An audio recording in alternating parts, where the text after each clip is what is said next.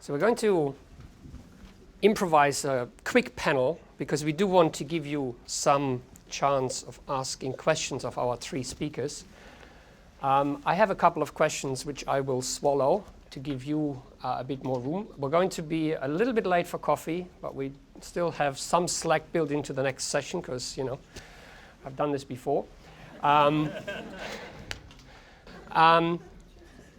Pete, Anthony, who has questions for these three speakers, please? Yes, Michaela. I was listening recently to someone talking about how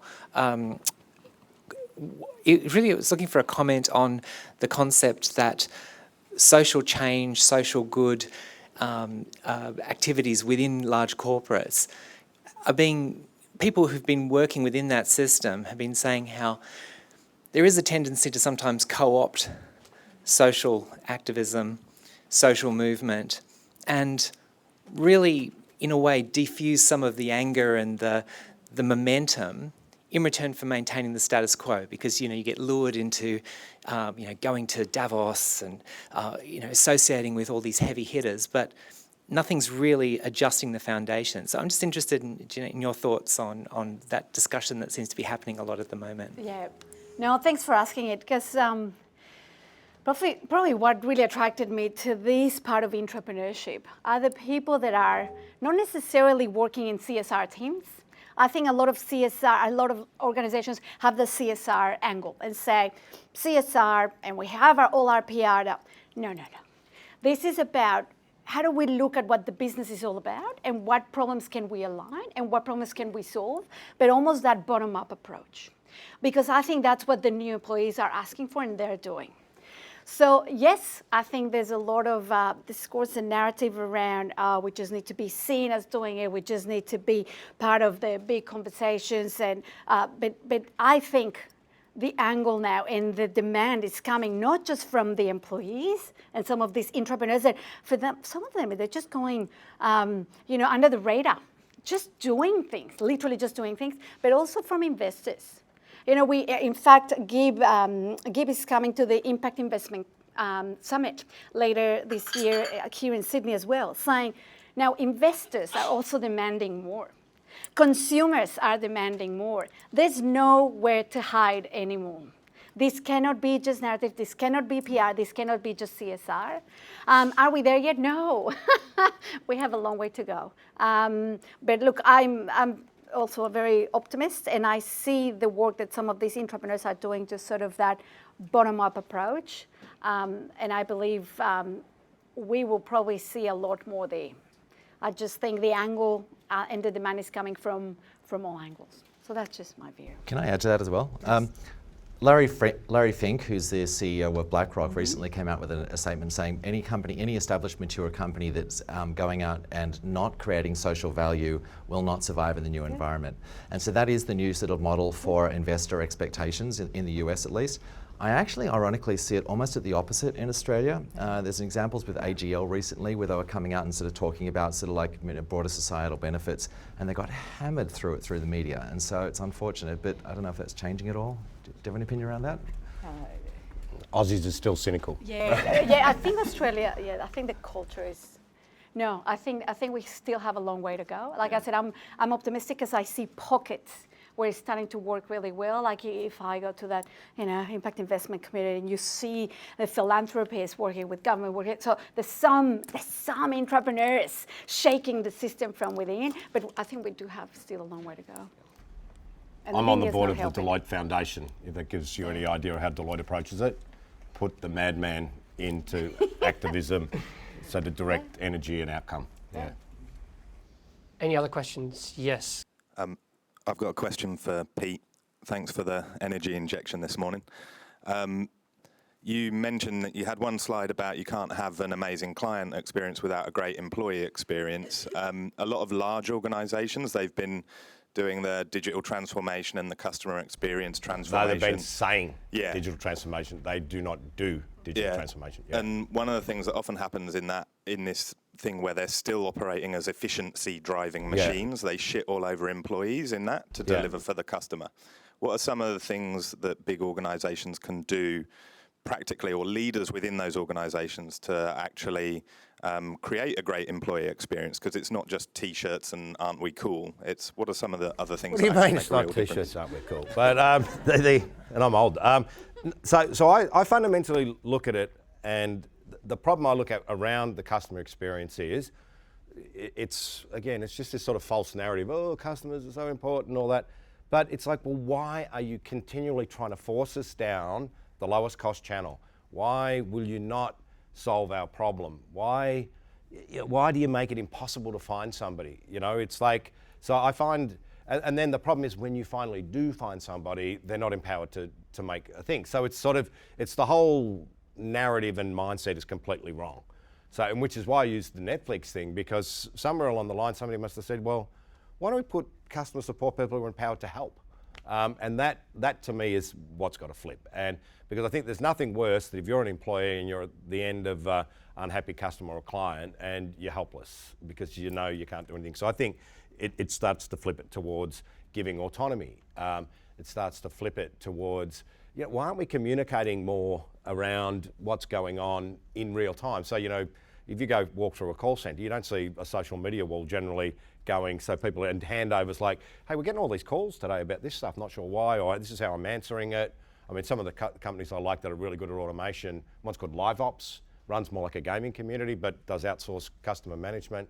One of my ex-employees, Luke McCormack's got one called Influx over in the States, which is sort of on-demand customer support for small businesses, but it's all about sort of empowering and people getting to the heart of the problem. The other thing is that, you know, business doesn't stand still, customers don't stand still. So it's like, well, let's sort of lead with empowering the front line, you know, and that you hear me say that a lot. Has anybody read NNT's, Nick, whatever his name, Taleb's book, Skin in the Game?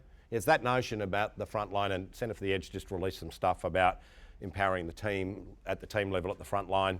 So, you know, sort of empowering people to say, you know what, I can solve a customer problem, I can spot it. The other one is actually go and do your anthropology, go and do your customer journey mapping, go and hang out with people, go and observe at the coalface, you know.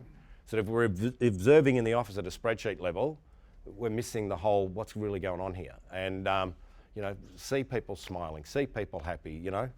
It's sort of, it's a real, I don't know, it's sort of like, it's a basic human stuff, you know. Does this seem right? Yeah, I say Rob with his terminally ill father, you know, it's like, that was a customer-led innovation because he was so frustrated that his father was in immense pain and, you know, it'd take 50 minutes till somebody came and looked after him. You know, it's that, getting down to that level. So I think it's much more about being more broad, more open, mobilising the resources inside, outside, involving customers in your design process. You know, Lego with their ideas.lego.com, or, you know, just, or, you know, some of these mobs that send their senior execs out to the front line so they actually know what's going on. I think it's those sort of things. But at the end of the day, nobody turns up to work really because they're inspired by their KPIs. They want to do good stuff. And I think if organisations culturally don't do that, well, in this day and age, there's too many other options for people to go and do their own thing. So it makes it hard to keep people. Does that, hopefully that answers it, but I think it's a bigger cultural issue than it is anything else.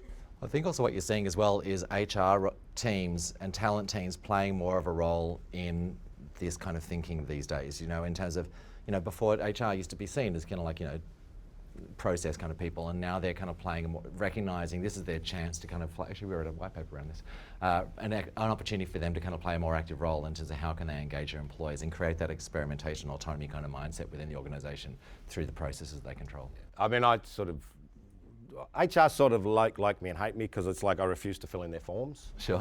It's like, talent isn't about filling in the form. You know, it's not you about getting the rating. You got to find the right talent people, right? Yeah, how am I, and I think it's that sort of creating that environment. There's an award named after me for the Australian HR Institute, so they sort of do like me. It's called the Peter Williams Award for Technology, but it is not about I have improved the speed at which I can onboard people or whatever, or do pay calculations. It's like, how am I creating environments to employees to collaborate, empower, learn from each other, you know, sort of take the organisation forward. But yeah, so trying to push that through HR, and I'm finding more and more are getting it, but again, they still hit the departments of no and all that stuff, and why would we do that? And yeah, definitely got to find the right people. yeah. Simon, look at that. Yeah. One of the big hitter question people here. There's a bit of a theme in all the presentations this morning around the fear that innovation can engender in organisations. If innovation's engendering fear, what's it threatening? I'll throw to Pete to start. Yeah, it's this notion of a lot of people are in roles to protect the organisation. Because it scales, we've got to protect it. And therefore, anything new could threaten that protection. And it's sort of funny because I have these arguments in Deloitte over the last number of 25 years or whatever, which is like our desire to protect is the greatest threat that we face. Because our fear of doing anything different in case something goes wrong means that we stop moving. We create I think the professor guy talked about inertia. So I use the sort of example of Siegfried and Roy at the casino. Do you know that story? Casinos, what are they doing? They've got cameras, monitor every chip and all that stuff in case anybody steals anything. It was the Mirage, I think, had Siegfried and Roy with those two white tigers. One of the tigers tried to eat Roy. Suddenly, Roy couldn't go on anymore. We only got one tiger. No more customers came. So they were so focused on, nobody stealing a chip that they lost sight of the biggest draw card in this place is Siegfried and Roy. So make sure the tiger doesn't eat Roy. But again, we're zoomed in looking here instead of saying, what are those existential threats that happen? But they're more scared of something going wrong tomorrow because then I'm going to get a call from my boss the next day, as opposed to in 10 years' time I'm going to be sitting in front of or my successor is going to be sitting in front of a Royal Commission saying, oh yeah, we didn't really mean to do that. Yeah. Yeah, I think it's that fear around your own career as opposed to, it's a really great question because we're all driven by really strong emotions. And what is our purpose and what are we here to do? And when you find people that fear just their own career progression, fear the politics, fear doing the wrong thing, fear pointing, it's what is driving you? And I find a lot of these, and we call the brave, the bold, the activists, the introverts that just go because for them, they're driven by something a little bit different. Are most people driven by fear? Probably still many of them are. And I think there is something, about the culture in Australia. I know because I only been here 20 years, only. I feel very Aussie now, even though I might not sound like one. But there's something about the whole culture that then drives the culture in organizations and what is driving our decisions. But I think it's sometimes just the fear of advancing our careers. What are we doing with our time? Yeah. Steve Jobs famously talks about this because he talks about there's no consequence to no. Right? If you say no, right, that's easy, okay? You said no and it kills it, right? Where what he did was flip it. And so if you say no, you have to justify no and you have to actually fill out a report and saying, this is why I'm saying no for it. Right? That's a good idea. And so that flips the kind of assumption then. So then suddenly, well, there is a consequence to this, right? And so there's no consequence to saying yes, it's a better chance to move things forward. I'd have to say when I see new employees start at Deloitte, our grads and stuff, it sort of can at times be like engaging with a group of Easter Island statues because it's almost like I am not sure what I'm supposed to be or how I'm supposed to be or what the archetypal person in this organisational culture is. It's best just to not stand out.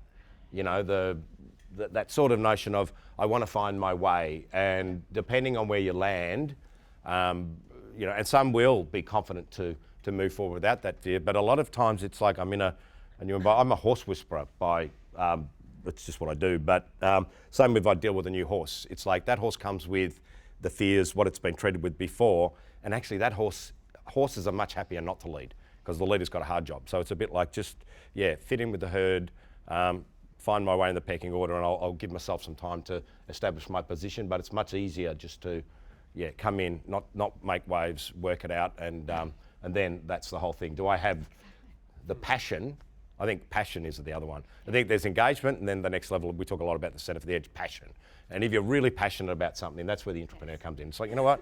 I don't give a shit if I lose my job here because I'm going to go and make this change. Yeah. And that's what we call organisational stupidity, right? The idea that it is easier to follow the process rather than to think and ask questions, right?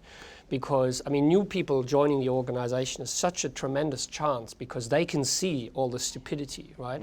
If they're not allowed to ask the why question and then get an answer, then they'll just fall in line, right? And they'll just become blind to the stupidity, right? So I think the onboarding process, right? That thing that everyone sort of, this word is horrible, right? Because onboarding sort of, sounds like, you gotta just join the queue, right? And, so, rather than using this as an opportunity for everyone to learn from that new person, we turn this around, right? And we make that new person just follow the rules, right? It's all about compliance, risk, passwords, rules. Basically, the onboarding process is a lot about what you don't do, right? We don't tell them what to do, we just tell them what not to do, right? Yeah. And I think therein, it's just one of those symptoms that I'm always struck by.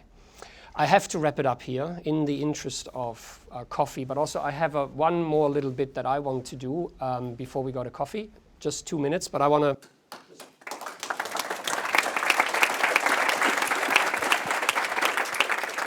thank our speakers, and I just want to very briefly pay my respects to Natalie Hardwicke, who we tragically lost a couple of weeks ago. Natalie was my PhD student. She was a valued member of this group. She would have enjoyed today. She would have enjoyed Pete's talk. She would have enjoyed Anthony's and Janett's talks and these discussions. And I just want to run you through a couple of her tweets. And I encourage you to just go on Instagram or Twitter and read her streams, because they're enlightening, they're witty, they're thoughtful, and they have some really interesting things to say about the things that we're discussing. So these are just tweets from recent weeks.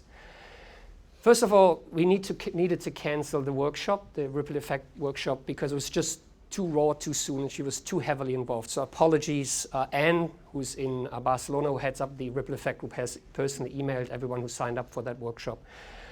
Because it was really Natalie who poured her heart into this. So we're very sorry for this, but Natalie is with us in spirit. And I'll just share a few notes with you. Natalie was passionate about the intersection of technology and people, and she was appalled by the way in which we often use technology to control people, to shut things down, and to basically solve a supposed problem where people are the afterthought. So that resonates with lots of what we've heard so far.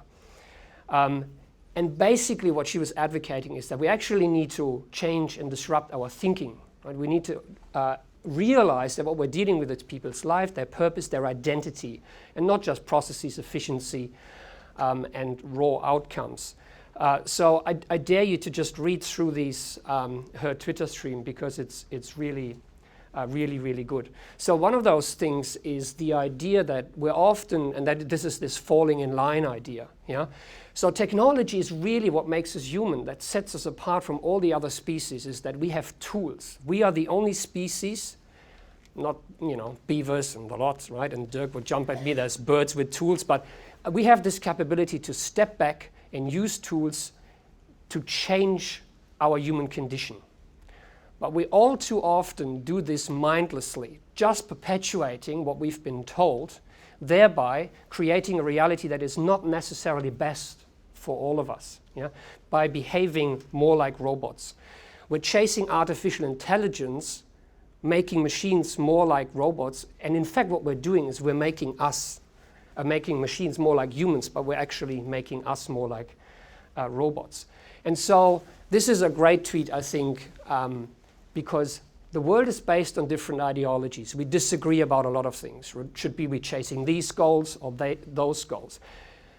The point is, it's not important which ideology we follow, but that we have the flexibility to change the way in which we think and what we believe, that we're open to others' ideas, right? That we are able to actually, with technology sometimes, to disclose new ways of doing things. So it's important how we think, or that we think, not what we think. Yeah, and this goes straight to the entrepreneur, right? If we wake up, if we see the stupidity that rages around us, perpetuating everyday things that don't actually serve the people in the organization, we're the crazy one, because we dare to ask why. Yeah, but it is important, because it's the crazy ones that change the world. So what we really need to disrupt, right? And this is what Disrupt.Sydney is all about. It's not about technology, right? It's not about digital disruption in the conventional sense. It's about disrupting the way we think about the world, which is essentially what she's saying here. But also, she had good life advice, right? Instant coffee is well-deserved punishment for people in a hurry to reach the future. I couldn't agree more. I'll leave you with that, and we're going to the coffee break. So thank you very much.